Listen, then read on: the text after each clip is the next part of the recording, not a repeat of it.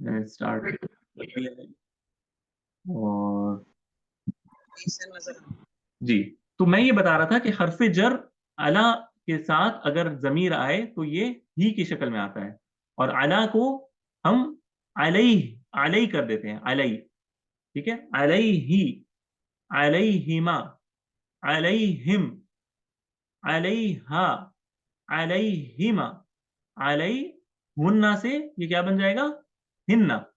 ठीक जैसे फी हिन्ना और फी हुम, फी हिम, बिल्कुल उसी तरह। फिर इसी तरह काफ के साथ कोई तब्दीली नहीं, अलैका, अलैकुमा, अलैकुम, अलैकी, अलैकुमा, अलैकुन्ना। और जैसे फी या था ना, फी या, मुझ में, अलैया, मुझ पर। ठीक है, सलामुन अलैया, ईसा अलैहिस्सलाम कहते हैं ना, सलामुन अलैया। आपको वो देखनी है आयत? अच्छा, मैं बताता हूँ, ओके।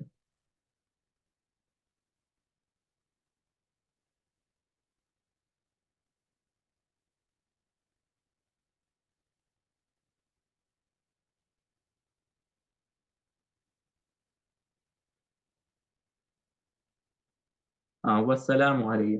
ये देखें, सूरह मरियम में आयत नंबर 33 आप देखें। सूरह मरियम में आयत नंबर 33, अगर आप लोगों में से कोई सिस्टर या ब्रदर चाहें तो इस आयत को देखकर इसका तर्जुमा भी आप बता सकते हैं हमें। सूरह मरियम आयत नंबर 33।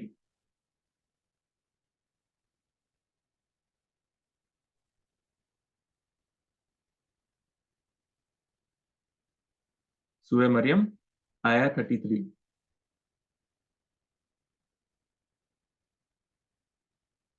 आप लोगों में से है कोई जो ट्राई करना चाहेंगे सर? ट्रांसलेशन, सूरह मरियम आयत नंबर 33।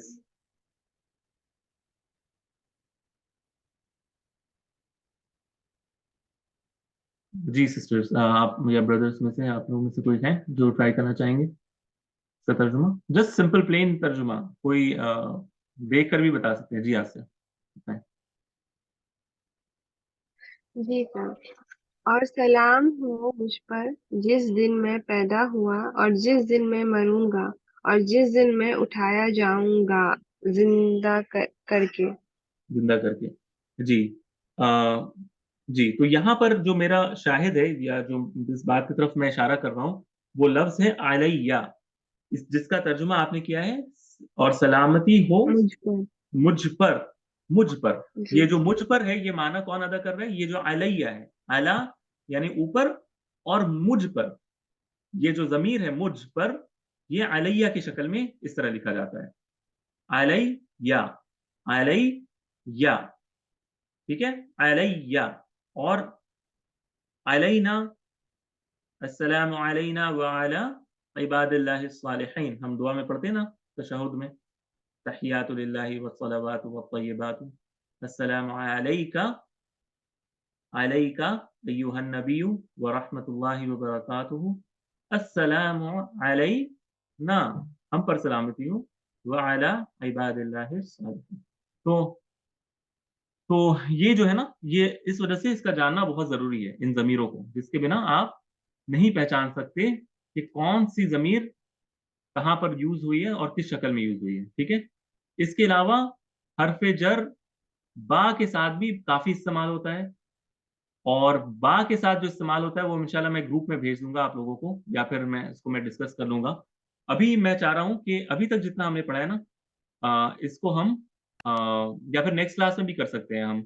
हर्फ जर बा के साथ, सॉरी बा के साथ, और हर्फ जर इला के साथ, इला के साथ किस तरह इस्तेमाल होता है, ये हम इंशाल्लाह नेक्स्ट वीक में कर लेंगे। आ, और अभी जो मुझे जहाँ शिफ्ट होना है, अगर आप लोग इजाजत दें तो हम एक दूसरी चीज, यानी हमारा जो असाइनमेंट था, इसकी तरफ अपने मौजू को चेंज करना चाहते हैं। अगर आप लोगों का इससे मुतल्लिक कोई सवाल हो तो आप लोग जल्दी से पूछ लें, फिर हम अपने असाइनमेंट की तरफ मूव होंगे।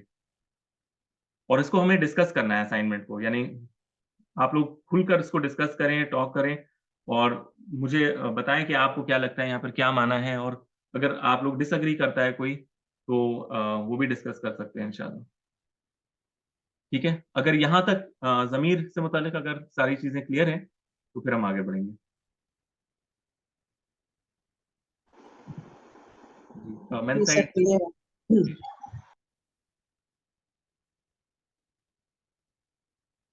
मेन साइड में किसी को कोई सवाल है? All good, okay, excellent. अब मैं दूसरी चीज़ शेयर करता हूँ।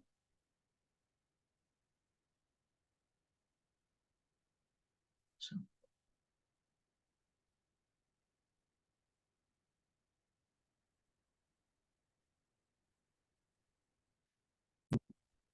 अ, अभी आपको वो असाइनमेंट वाली स्क्रीन दिख रही होगी, उम्मीद करता हूँ।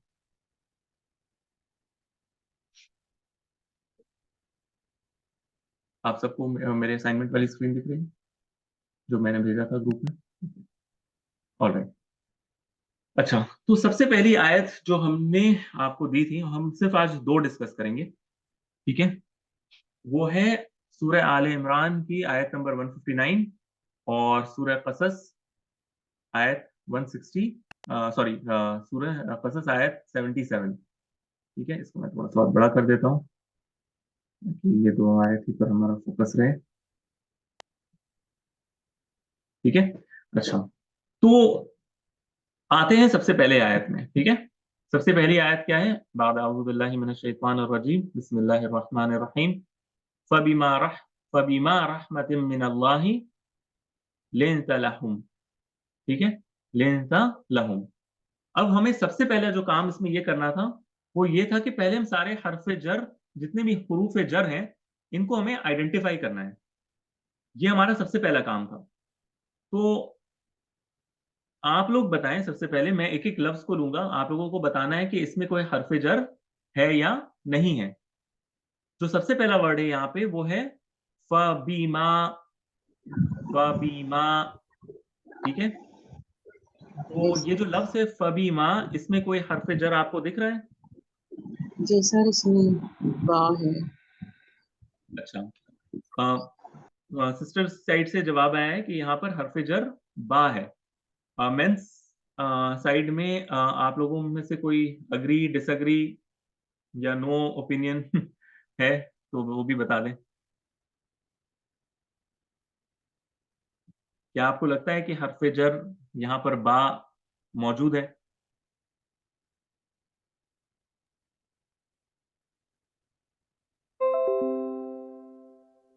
मेन साइड में कोई, अच्छा, कोई जवाब नहीं है बाय द वे। अच्छा, तो जवाब इसका ये है कि यहाँ पर हर्फ़ जर बा मौजूद है। ये जो बा है, ये हर्फ़ जर है। अब ये क्या माना दे रहा है, क्या नहीं दे रहा है, ये हम बाद में आएँगे। अगले अगले में चलते हैं। रहमतिन, इसमें नहीं है फिर सर। अच्छा, ये हर्फ़ जर नहीं है और इसमें कोई ह चीज़ भी नहीं है। इसके आखिर पर हमें तनवीन भी दिख रही है, जो कि ये बता रहा है कि ये लफ्ज़ रहमतिन एक क्या है? ये एक इस्म है। अच्छा, अगला है मीना, मीना। सर इसमें मिन है। अच्छा, इसमें मिन हर्फ़ जर है और ये बात बिल्कुल दुरुस्त है कि हर्फ़ जर है। सिर्फ़ एक चीज़ है कि यहाँ पर हर्फ़ जर ओरिजिनली ये मिन था, लेकिन लफ्ज़ुल जलाला या इस्मुल जलाला अल्लाह की वजह से ये सुकून जो है ये ज़बर या फ़तहा की शक्ल में मिनल्लाहि लिखा हुआ है। लेकिन असलन ये मिन ही है, यानी मिन लिखा हुआ है और अल्लाह लिखा हुआ है, मिलाने के लिए हम इसे मिनल्लाहि कर रहे हैं। और ये कैसे हमें पता चल रहा है कि ये हर्फ़ जर है? क्योंकि लफ्ज़ अल्लाह ने कसरा ले रखा है, जो कि ये बता रहा है कि ज़रूर इससे पहले कोई चीज़ आई है जो इसे कसरा दे रही है, जो कि हर्फ़ जर मिन की सूरत में है। ठीक है? मैं आपको सिर्फ़ बता रहा हूँ कि अप्रोच कैसे होना चाहिए आपका, यानी किन चीज़ों को आपको ऑब्ज़र्व करना है किसी भी आयत में। अच्छा, लिन्ता, लिन्ता ये क्या है? ये इसमें कोई हर्फ़ जर है आपको? क्या कोई आपने पहचाना है इसमें हर्फ़ जर? नहीं सर लाम सर है सर इसमें। लाम लाम अच्छा, अच्छा, वो हम आते हैं। कुछ लोगों ने कहा कि इसमें जो लाम है कसरा के साथ ये हर्फ़ जर है। लेकिन मैंने अभी आपको बताया था कि लाम हर्फ जर कसरा के साथ उमूमन इसमें ज़ाहिर के साथ आता है, इसमें ज़ाहिर के साथ आता है, जैसे कि लिल्लाही, लिज़ैदिन। लेकिन अगर आप देखें इस लाम के बाद अगला जो हर्फ जो लेटर है वो क्या है? साकिन है। यानी इस लफ्ज को अगर आप जुदा कर देंगे लाम को, तो ये वर्ड क्या बनेगा? इसको अगर आप सेपरेट कर दें नून और ता से, तो उसको आप क्या पढ़ सकती हैं इसको? नहीं सर। नहीं पढ़ पाएंगी। जैसे लिज़ैदिन में आप जैद को अलग कर दें तो ली अलग जैद अलग, लेकिन लिंता में आप अगर लाम को सेपरेट कर देंगी तो आप इसको क्या पढ़ेंगी? इसका मतलब ये है नहीं कि ये लाम पढ़ हर्फ जर नहीं है, ये टोटल एक कंप्लीट वर्ड है। और इंशाल्लाह बाद में हम जब फेल में दाखिल होंगे तो आपको पता चलेगा कि ये क्या है? फेल है। दिस इज अ वर्ब, लिंता। अच्छा, अगला लफ्ज है लहुम, और यही वो बात है जिसकी वजह से मैंने आज के क्लास को फोकस किया था, ठीक है? और वो है लहुम। तो अब इसमें आप सर सारे पहचान पा रहे होंगे कि इसमें कौन सा हर्फ जर है मौजूद? लाम है इसमें है और लाम हम हर्फ जर मौजूद है ज़मीर के साथ, हुम के साथ, लहुम, यानी लाम हर्फ जर है, ठीक है? तो हमने इसमें कितने हर्फ जर को आइडेंटिफाई किया, हरूफुल जर को? एक फबीमा में बा जो है ये हर्फ जर है, ठीक है? बा हर्फ जर है। फा जो है ना, ये खुद एक हर्फ है बट हर्फ जर नहीं है। माँ जो है ये असल में ये हुरूफ ज़ायदा कहलाता है ये बाद में हम इंशाल्लाह पढ़ेंगे, लेकिन ये भी हर्फ है माँ, ठीक है? अभी आप इसको इग्नोर करें। तो ये लफ्ज़ असल में है फ़ बी, फ़ा हर्फ एक हर्फ है और बी हर्फ जर है। इसी तरह मिन हर्फ जर है, लहुम में लाम हर्फ जर है। अब हम आते हैं इस सवाल की तरफ कि अगर बा, जैसे कि हमने एग्री किया, हर्फ जर है, तो फिर इसका मीनिंग क्या है? ये किन मानों में आया है यहाँ पर? तो मैं चाहूँगा कि आप लोगों में से कोई भी एक, आपके पास जो तर्जुमा मौजूद है, जो भी ट्रांसलेशन आपके पास मौजूद है इस आयत की, उसको मुझे पढ़ के या सारे क्लास को पढ़ के आप सुनाएँ कि इस आयत का तर्जुमा आपके पास क्या है?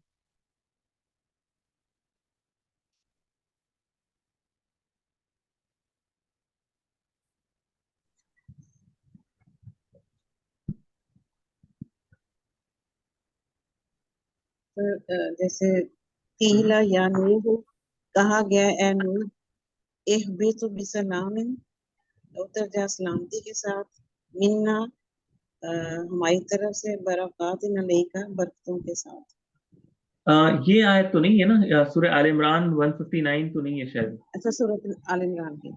जी, जी, सूरह आल इमरान की आयत 159। जी।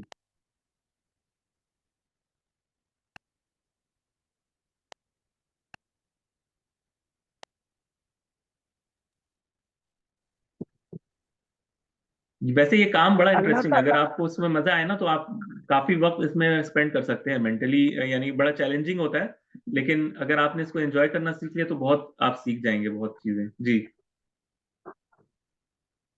अल्लाह ताला की रहमत की वजह से हम्म। अल्लाह ताला की रहमत की वजह से नरम हो उन सब के लिए। आप नरम हैं उन सब के लिए, यानी आपने कहा, तर्जुमा आपने किया कि अल्लाह ताला की रहमत की वजह से आप उनके लिए नरम हैं, ठीक है? आप उनके लिए नरम गोशा रखते हैं या नरम, आप नरमी करते हैं उनके लिए। अच्छा, हमारा जो यहाँ पर टॉपिक है वो है कि बा का क्या माना है? अगर आपको याद होगा, बा का हम के लिए हमने बताया था, हर्फ जर बा के लिए ये कई मानों में आते हैं, ठीक है? और एक माना उसमें बताया था हमने, एक तो इल्साक वगैरह बताया था, ये बताया था कि आला बताने के लिए कि कौन से आले से कोई चीज़ हो रही है, जैसे दरबतु अ, बिल यद, यानी किस चीज़ के ज़रिए से काम हो रहा है वो बताने के लिए। और इस सब के साथ एक माना हमने ये भी बताया था कि ये वजह बताने के लिए भी आता है कि किस वजह से कोई काम हो रहा है, किस वजह से कोई काम हो रहा है, ठीक है? तो ये हमने बताया था कि ये इसका जो है ना वो पर्पस है। अ, अगर आप देखें, 1 मिनट रुकिए, मैं आपको बताता हूँ। जैसे कि अगर आप देखेंगी सूरह, रुक जाए, आपको मेरी स्क्रीन पर दिख रहा है कुछ? आपको मेरी स्क्रीन पर अभी कुछ दिख रहा है? जी नजर आ रहा है लेकिन समझ नहीं आ रहा। अच्छा ठीक है, ये अच्छा मैं आपको बताता हूँ। आप चले जाएं सूरह गाफिर में, सूरह गाफिर में आया 29 पे, ठीक है, आया 29 पर।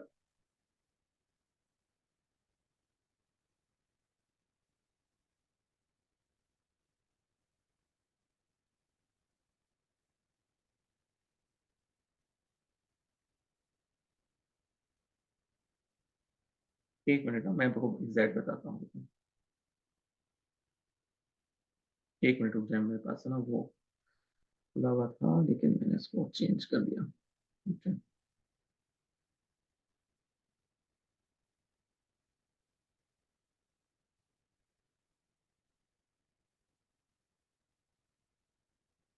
नहीं, सूरह अनकबूत है, सूरह अनकबूत आया 40, सूरह अनकबूत यानी 29वां सूरा, आयत नंबर 40, जिसमें अल्लाह सुब्हानहू व तआला कहते हैं, यानी ये सूरा नंबर है 29, 20वां पारा है और आयत है 40।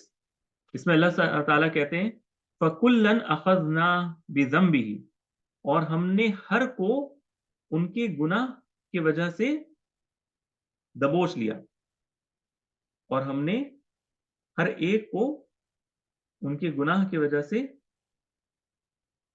पकड़ लिया या दबोच लिया। तो यहां पर ये जो हम कहते हैं ना किस वजह से, तो यहां पर ये जो बा है बिज़म्बिही, बिज़म्बिही यानी उसके गुनाह की वजह से, ये जो बा हर्फ जर है बा, ये वजह बताने के लिए इस्तेमाल हो रहा है, ठीक है, ये वजह बताने के लिए इस्तेमाल हो रहा है। तो कहने का मकसद ये है कि यहां पर भी ये आयत ये बताना चाह रहा है कि ये किस वजह से रसूल सल्लल्लाहु अलैहि वसल्लम उनके साथ नरमी करते थे। तो ये वजह क्या थी? रहमतिम मिनल्लाह, अल्लाह की रहमत। तो इसको बताने के लिए हर्फ जर बा आया है, जो ये बता रहा है कि अल्लाह की रहमत की वजह से आप उनके लिए नरम पड़ गए, ठीक है, यानी ये अल्लाह की रहमत नहीं होती अगर, तो आप नरम नहीं पड़ते, यानी वो अल्लाह की रहमत की जो थी वही वजह बनी जो आप उनके लिए रहमत, यानी उनके लिए नरम थे। तो ये वजह बताने के लिए आया है, यानी सबब बताने के लिए। और मेरे ख्याल से आप लोगों में से बहुत सारों ने इसको जो मुझे भेजा था, उसमें यही भेजा था कि ये वजह बताने के लिए है। ऐसा ही है ना? आप लोगों ने लिखा था कि ये सबब बताने के लिए या कॉज़ बताने के लिए ये बा आया है, और इसके शायद आप लोगों ने तर्जुमा जब देखा, तो उसमें यही बात लिखी हुई थी कि बिकॉज़ या फिर रीज़न बताया गया है कि किस वजह से ये ऐसा हो रहा है। यहाँ तक आई ये बात मेरी समझ में? यहाँ तक बात मेरी समझ में आई है? जी ठीक है, समझ आ गई। जी।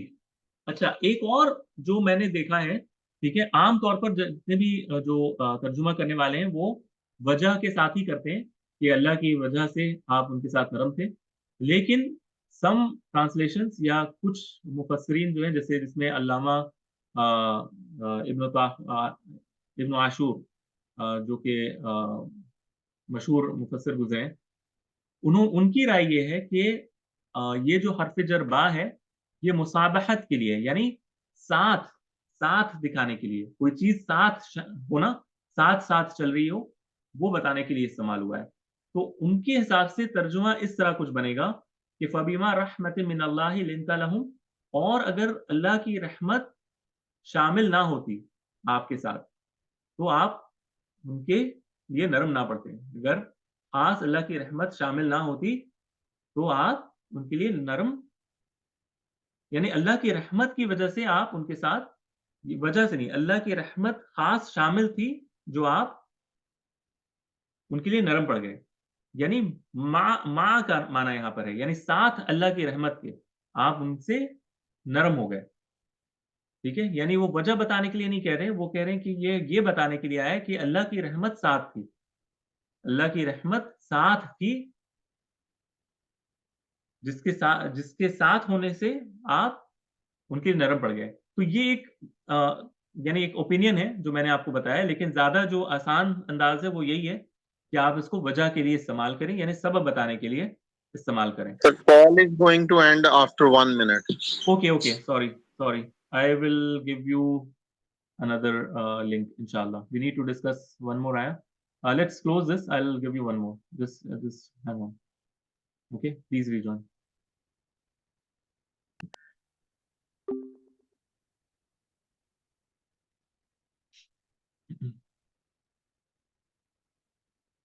जस्ट 1 मिनट दे दें मैं ज्यादा वक्त और नहीं लूंगा इंशाल्लाह। 5 मिनट और इंशाल्लाह 5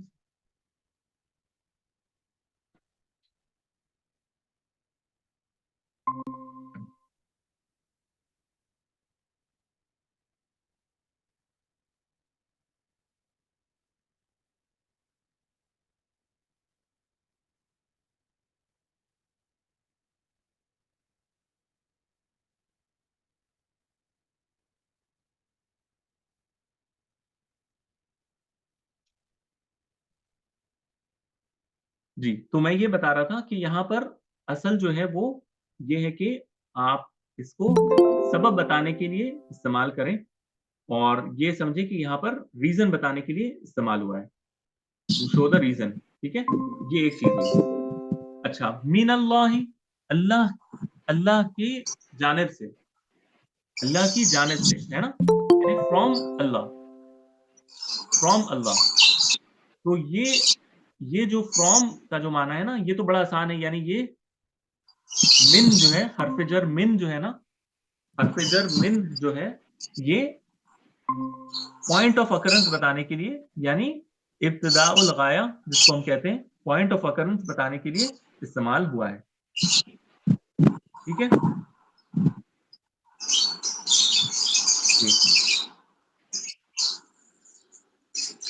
जी, तो ये बड़ा आसान है, यानी हर्फ जर मिन अल्लाह यानी अल्लाह से, यानी ये पॉइंट ऑफ ओरिजिन बताने के लिए है। और मैंने बता दिया जिन लोगों ने अभी जस्ट ज्वाइन किया कि हर्फ जर बा यहाँ पर जो है ये किस माने में इस्तेमाल हुआ है, ये रीजन बताने के लिए या कॉज बताने के लिए इस्तेमाल हुआ है।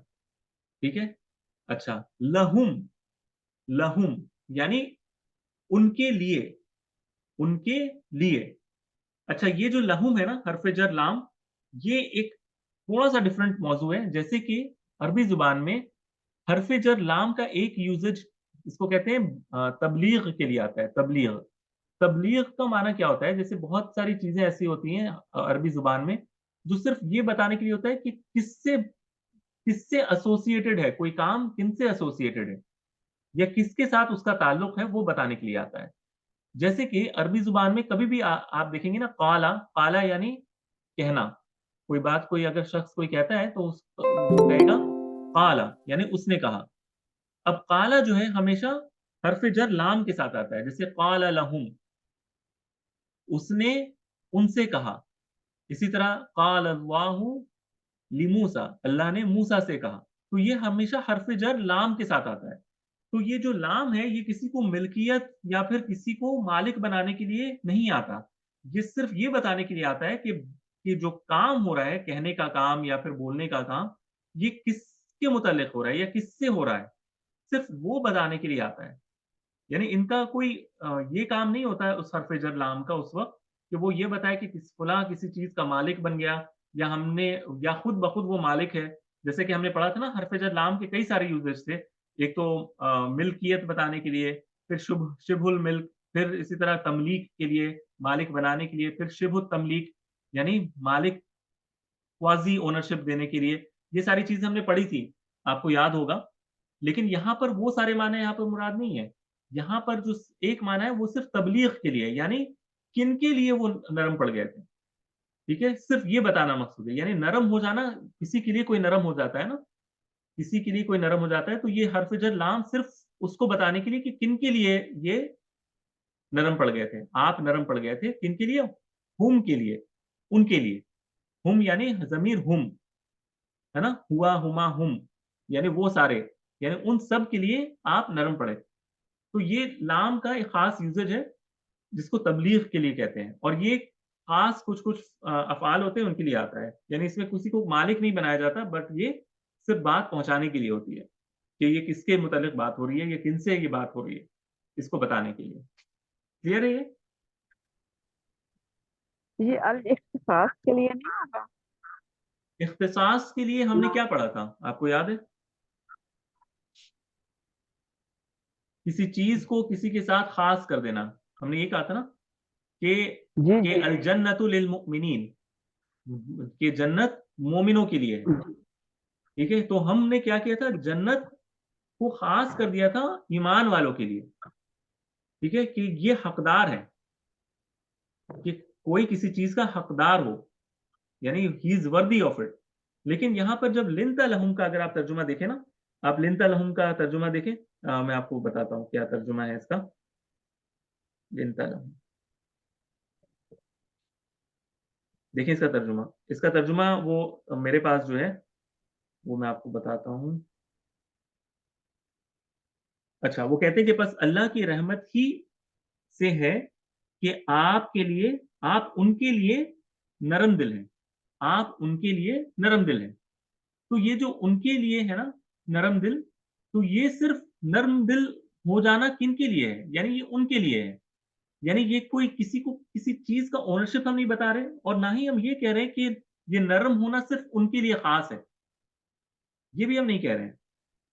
हम सिर्फ ये कह रहे हैं कि नरम पड़ गए उनके लिए, फलां के लिए नरम पड़ गए। तो ये सिर्फ जैसे कि आप तबलीग कर रहे हैं, आप उस फेल का असर किसी तक पहुंचा रहे हैं।